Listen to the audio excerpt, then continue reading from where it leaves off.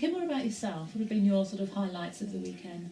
There's been quite a few. I mean, just having little reflections on things that have come up in our marriage, and tools that you've given us to kind of reflect on things that we've said to each other in the past, or maybe moments that have been awkward, and how we can work through those things without creating tension. That's been really good. So I'd love to ask you, if you don't mind, a lot of chaps think coming on a marriage weekend sounds a bit pink and fluffy. What would you say to a chap that was thinking, oh, shall I come on something like this? I mean, you have got to man up in marriage, and you've got to really, if you want your marriage to work, I suppose it is good to do this sort of thing, because you do get lost in life. I think you do.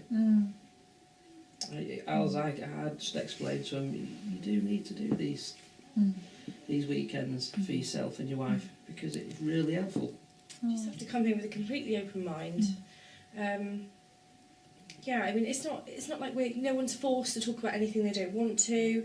It's not. I think people get the impression that when you come on a weekend like this, you'll be expected to talk about your feelings in front of other people, and it's very intimate. It is kind of, you learn something and then you go away together as a couple and talk about those things, rather than having to feel you have to reveal intimate secrets to everybody that you're here with. And it's very confidential. Anything that is said to anybody is kept within these walls at this weekend, and it's really nice to get somebody else's view on marriage and talk about things so honestly that you think, oh, I'm not the only person that has arguments. We're not the only people that have disagreements. We're not the only people that fall out.